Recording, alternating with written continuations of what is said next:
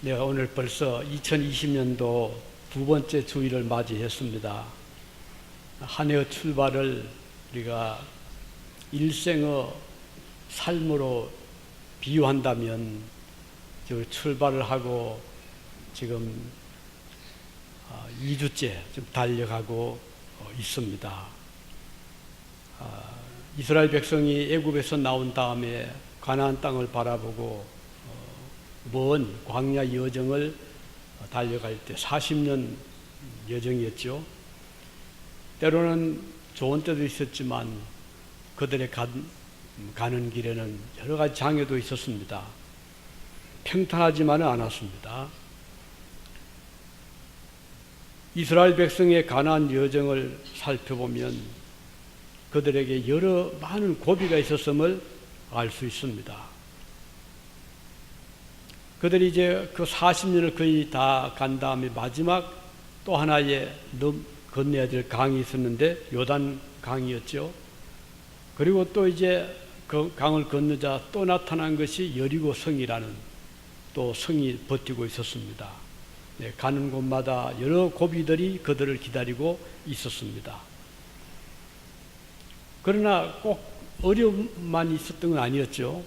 그들이 그 무더운 사막길을 갈 때 어떤 때는 정말 시원한 오아시스 같은 옐림이라는 곳에 도착했는데 그곳에 종려나무가 70그루가 있었고 물이 솟는 샘이 12샘이 있었다 그랬어요.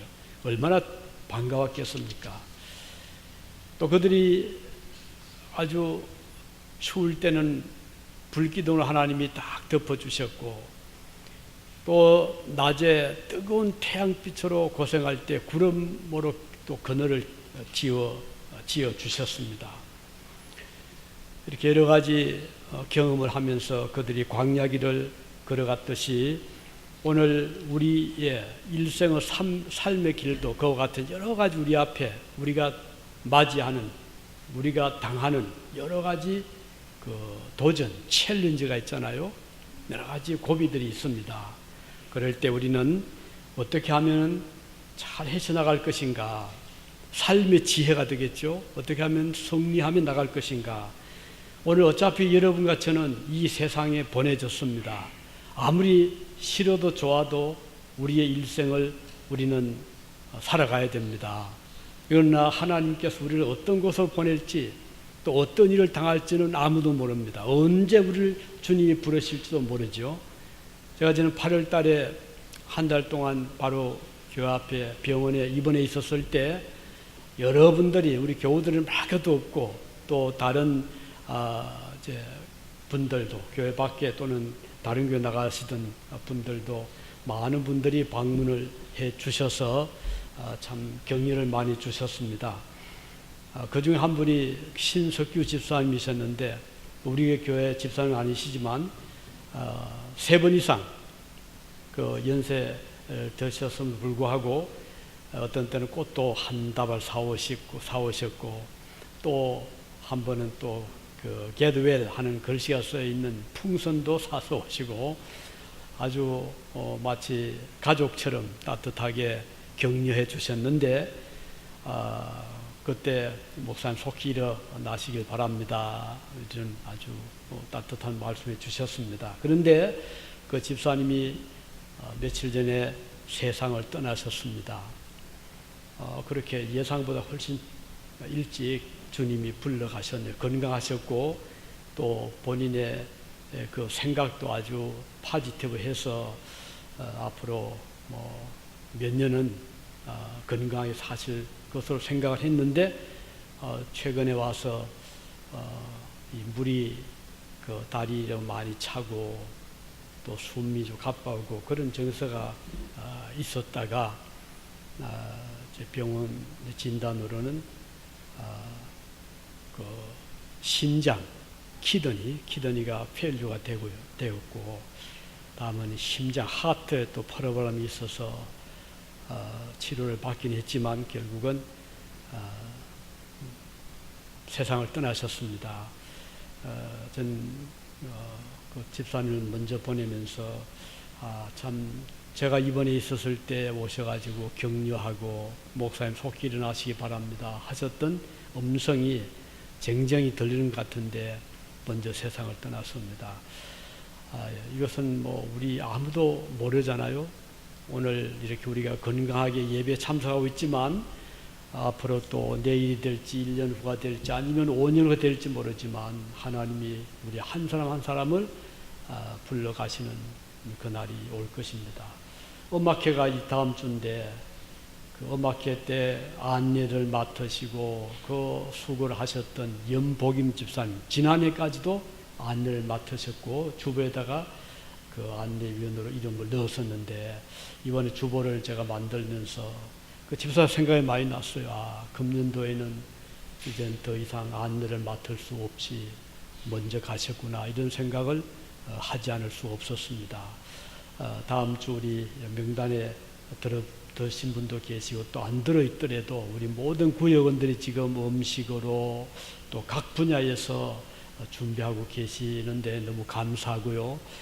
이런 또 섬김의 기회를 하나님 우리에게 주셨다는 자체만 해도 얼마나 감사한지 모르겠습니다. 이번 음악회 때 저도 그렇고 우리 모두가 각 분야에서 봉사를 하셨다가 2021년도 제25회 때는 뭐 저도 설지 아니면 여러분 중에 어떤 분이 또 서실지 서지 못할지 그건 아무도 모르잖아요. 왜냐하면 우리의 가는 길은 내일은 하나님의 손에 있기 때문입니다. 그래서 오늘 우리 주님이 주신 말씀 중에 너희 앞에 두 길이 있다. 그래서 하나는 생명과 복이 이제 가는 곳마다 있는 길이 있고 또 하나의 길은 사망과 화가 계속 다가오는 길이 있다. 이 두 길이 너희 앞에 있다. 그렇게 말씀을 하셨습니다. 우리에게 하나님이 두 가지 길을 인생의 길을 주셨는데 그러면 어떻게 하면 우리가 생명과 복의 길을 걸어갈 수 있겠는가? 이 점을 오늘 아주 요약해서 왜냐하면 오늘 오후 2시에 오늘은 2시 반이 아니고 2시입니다. 그 양로원에 공연이 있는데 그 2시 마치고 3시부터는 또 양로원에서 자체 성경 공부가 있기 때문에 그래서 30분을 앞당겨서 2시부터 오늘 공연을 합니다. 그래서 제가 이 설교도 조금 짧게 끝을 내겠습니다. 자, 그러면 생명과 축복, 그 복의 길은 어떤 길인가? 첫째는 이 길은요, 오늘 본문에 말씀한 대로 하나님을 사랑하는 길이다. 하나님을 사랑하면 하나님이 생명과 복의 길을 약속해 주신 거예요. 사랑의 대상이 누구냐? 우상이냐? 하나님이냐? 하나님이냐? 세상이냐? 사랑의 대상을 우리가 잘 생각을 하셔야 됩니다. 우리가 사랑해도 좋겠다는 그런 대상이 이 세상에 사실 많이 있잖아요.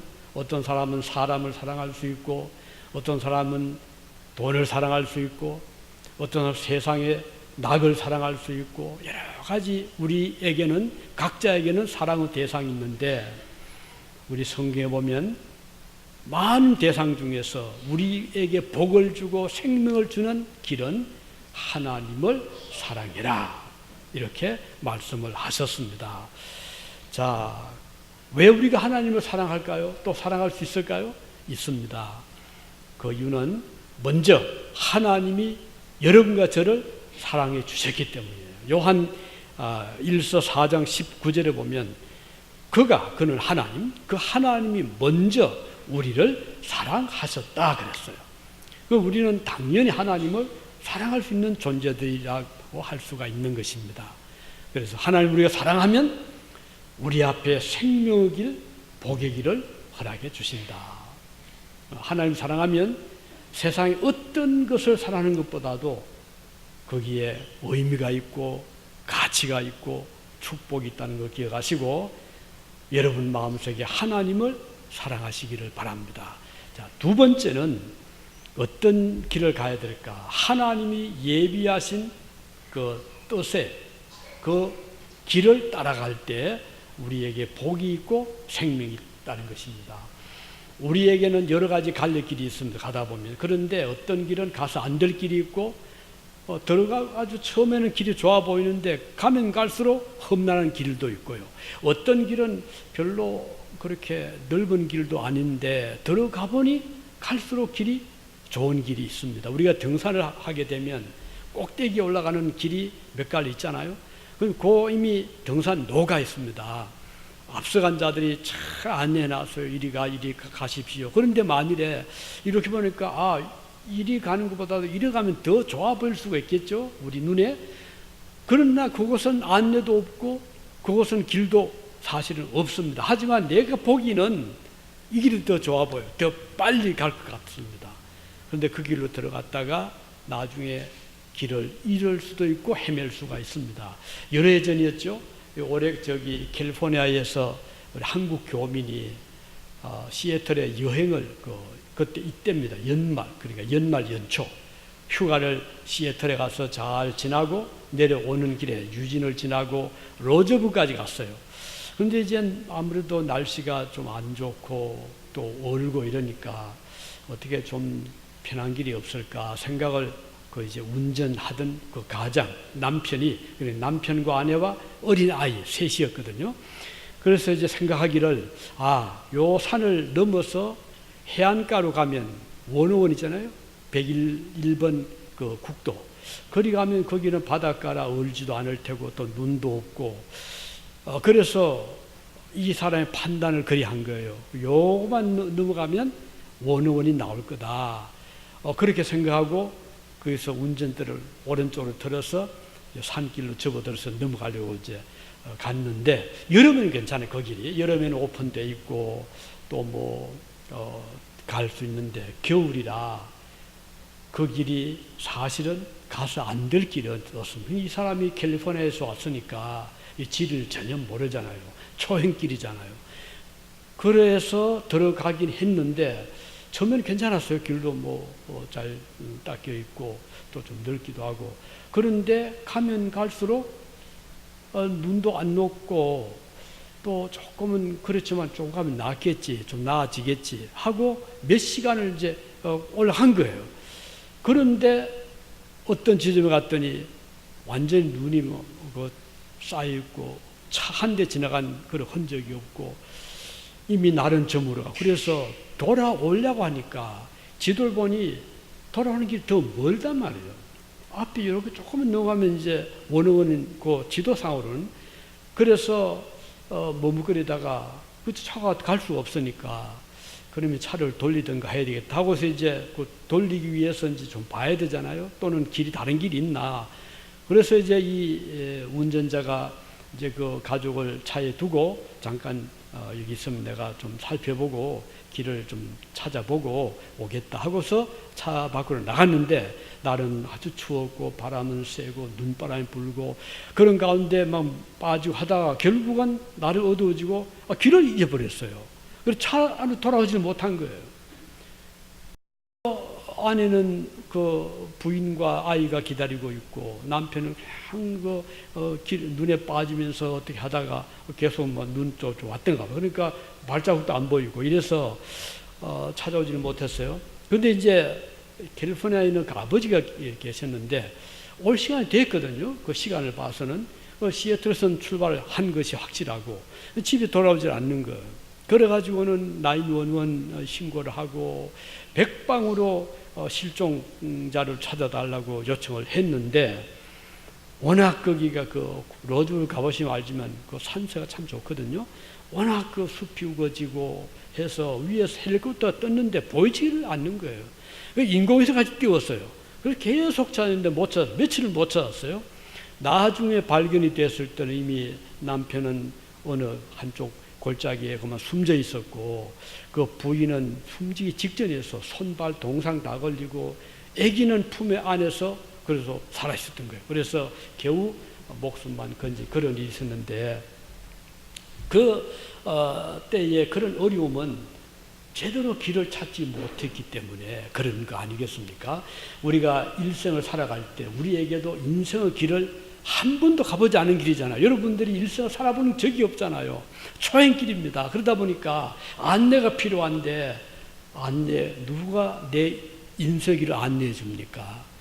안내해 주시는 분은 우리를 창조하시고 미래를 내다보시는 우리 하나님밖에 없습니다.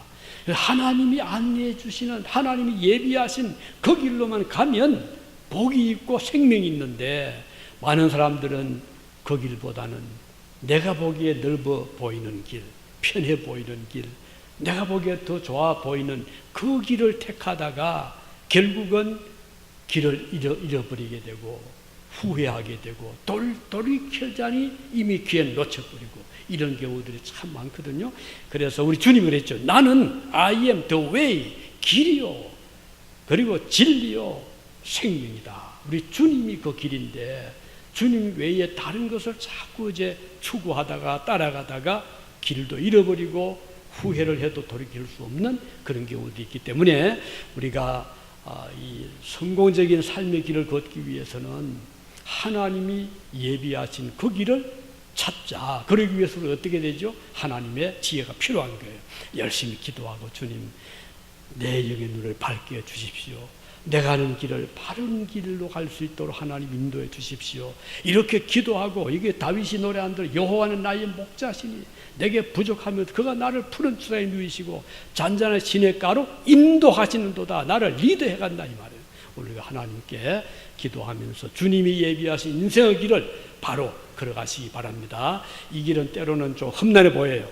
때로는 좀 고생스러워 보입니다. 믿음을 하기가. 그렇지만 가면 갈수록 거기에 즐거움이 있고 거기에 승리가 있고 우리 주님의 사랑을 가는 곳곳마다 만나게 되는 것입니다. 마지막으로 세 번째는 어떤 길이 복과 그리고 생명의 길인가? 여기 보면 하나님의 명령, 말씀을 잘 준행하는 길이라고 그랬어요. 하나님께서 우리에게 주신 여러 가지 그 법이, 인생의 법이 있습니다. 이 세상에서도 법을 지켜야 우리가 생존할 수 있잖아요. 가령 우리가 쉽게 교통법 봅시다. 교통법을 지켜야 됩니다. 자, 자동차는 반드시 오른쪽으로 가야 되잖아요. 여기 교통법입니다. 그런데 왜 오른쪽, 나는 왼쪽으로 이렇게 가다가 어떻게 되겠어요? 그런데 왼쪽으로 또 가야 되는 곳은 있어요. 어디죠? 영국입니다. 저도 영국을 몇 번 차 가지고 왔었는데, 영국에 가면은 완전히 유럽하고 달라요. 반대입니다. 왼쪽으로 가야 돼.